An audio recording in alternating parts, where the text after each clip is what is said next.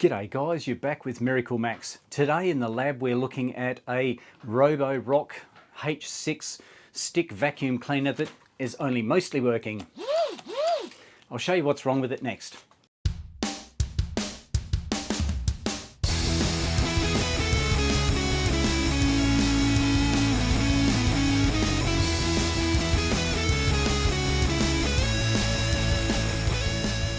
As you saw already, the vacuum cleaner itself works, the stick vacuum cleaner works, and now the rotary head works. Now it won't turn off. Hey, there's your problem, lady. Initially, the brush head would not turn on, but in this case, look mum, no hands, and it's actually stuck on. The only way I can probably turn it off is to disconnect the power. And now that's stuck on. What's going on? Well look, I was able to turn it off or get it to turn off simply by hooking up to its charging port or its charging station. But yeah, we've definitely got some issues with downstairs here, and I'll show you the technique that I've tried to develop or try and figure out how to actually diagnose this problem here or this problem here. Firstly, to make sure that power was getting to the power head, I needed to check the wiring in here. There's two wires that go the full length of this tube, comes out the other side, so you can see the two pins or terminals here, and the other side two pins in here. Now I've got one lead of my multimeter hooked up there and that on my buzzer, and you can hear the buzzer working there, can't you? So I know that that wire's okay.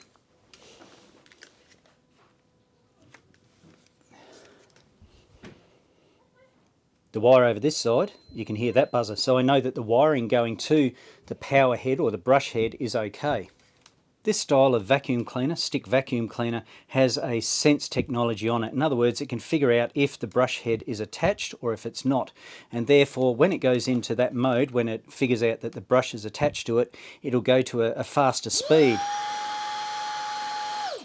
But at the moment, so it should go like that as soon as the brush head is attached. But as you saw, the stupid thing's going crazy. Originally it didn't work whatsoever. So is it not sensing this, or is it the head itself that's failed? As you saw, when I had this power head or brush head assembly attached to it, it just kept going. Previously it didn't go whatsoever. So I thought to myself, well, how can I get the vacuum cleaner itself to have sensing whether there was the power head attached or disconnected? So I thought what I'll do is just add a load to it. Now I've worked out the current being drawn. So according to my calculations here that I wrote down on a napkin, I should be drawing about 3 amps. So I'm quite comfortable using these globes as an auxiliary or replacement load. Let's just see if that allows the stick vacuum cleaner to work correctly now, or does it still stay on or not work whatsoever. So the light should come on as soon as I hold the button. As soon as I let go of the button, it should turn off.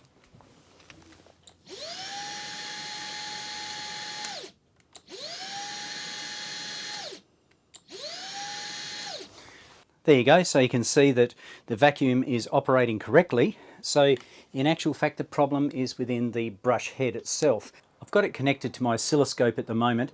What I want to show is the fact that it shoots out a signal, a high voltage, and then that comes back to the motor to let the motor know that there is a complete circuit there, and then it can fire up the brush and start it. That's why there's a bit of a delay before the brush actually starts when you turn the motor of the actual stick vacuum cleaner on.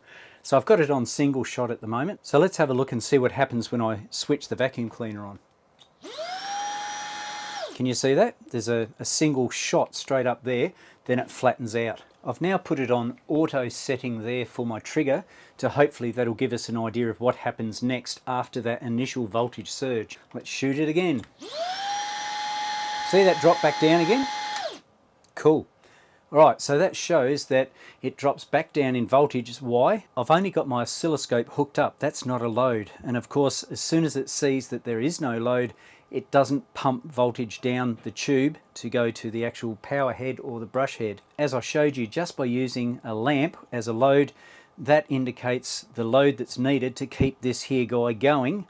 Therefore, the problem is with the power head or the brush head. Let's pull it apart and see what the issue is. there's really not much to this guy. I ended up pulling apart heaps more than I needed to, but in actual fact, you pull off this section here, there's a cover over here that you flip off. There's a couple of screws here, here, here, here, etc., etc. These guys here.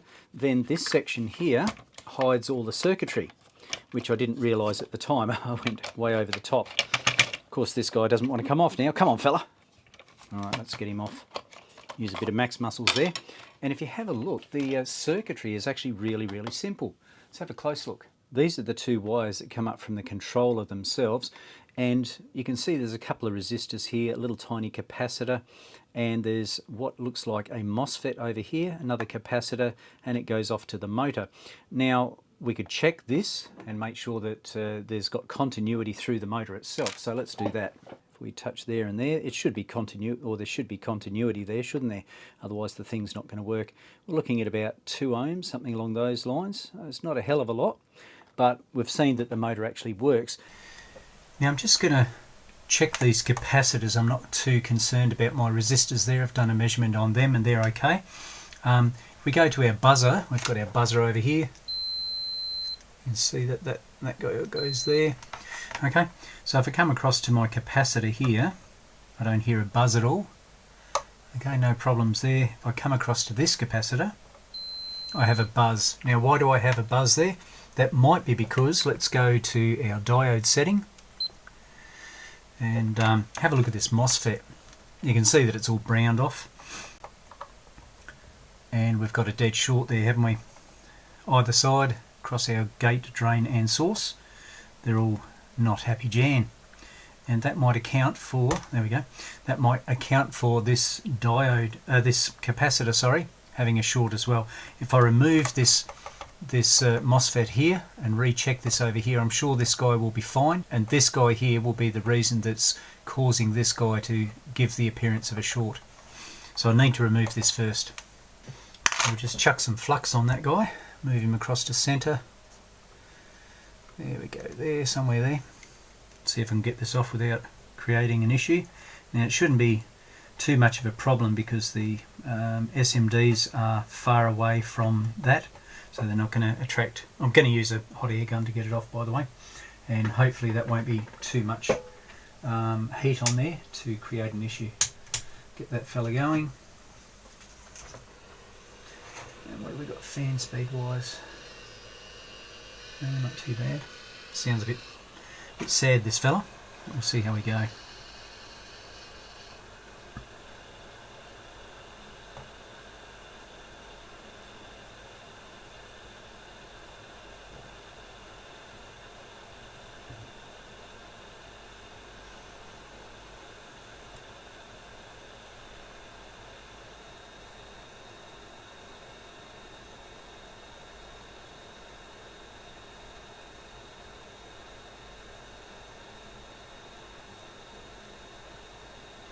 There we go, we've got him off.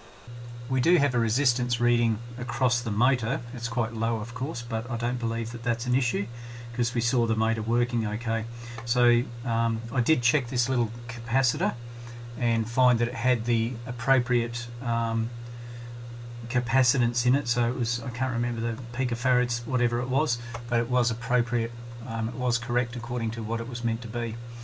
So I'm not concerned about that. So we've got the correct reading there. This guy over here, I believe, is the issue. So I've got to sort that fella out, tidy it up, of course, and plonk a new one on. Now this little MOSFET here is, I've been scraping and I can't seem to get this stuff off here, whatever that may be. Now the solder will adhere to it, there's no problems. I don't know what it is. It seems to be something baked on. It's metallic, it's very hard. So I'm not sure if that was done during the screen process or not. I really can't tell. But either way, it's a little bit dodgy. But like the pads have been cleaned up nicely, there's no issue there. So I don't think it'll be a problem to put my new MOSFET on. And we can see over here we've got the little dot is number 1, which lines up with the dot on the new MOSFET. Now, might be a little bit hard to show you guys doing it because it's so tiny and I'm a bit cramped for space here. And I've got to find the new MOSFET. Yeah, MOSFET. Where are you, mate? Hang on a sec, peeps. You can understand why people don't bother repairing this sort of stuff because The MOSFETs themselves cost next to nothing. I think they were like $1 each or something. But the freight or the postage was like $24. So that gets a bit out of hand. So the important thing is to make sure that we've got a good pad for the other stuff to adhere to. So we'll just put some decent flux on there. That's all done there nicely. Bit of solder down there. Over on our legs over this side, that pad's nice. Let's get some on this side as well. Plenty on that pad. Bit over there. I'm not bridging it, I'm just using the existing solder that's on there. Once again, I'll use the hot air gun to put it in place. Give it a clean up first, then some new flux.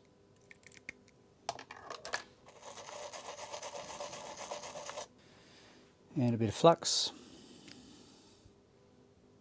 Which way does this guy face? That way, I believe.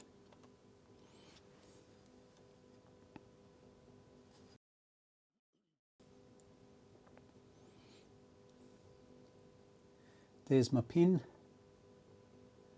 Just get some hot air onto that. See if that's going to pull in place. Turn the air down a little bit.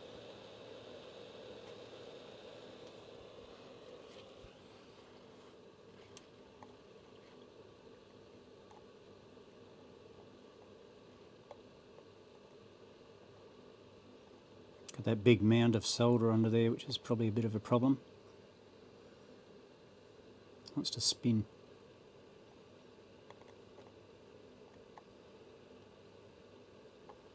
Maybe I should heat it up first.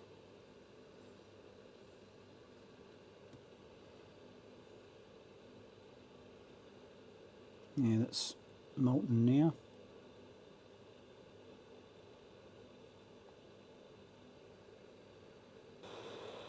Let's just see how we go with that one, hey? Let it cool down a bit. Give her a bit of the old scrubberoo. Look for some contact points and make sure that obviously we've got continuity where it belongs. We don't have that short there anymore. Ooh, a bit of a sizzle there, Max. Should have waited for it to cool a bit more. Okay, I think that looks all right. Okay, we'll just do some testing across here. We've got a diode there and we've got a diode on this leg as well. Okay, we don't have continuity here and over this point here either.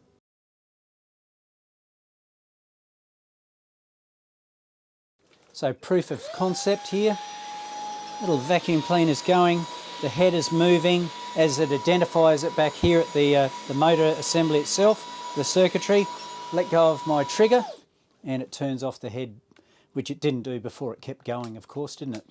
Off and on. And it has to wait for it to get that signal back here and identify that the power head is on, and then it'll start up that motor like that. And of course you can turn it up faster.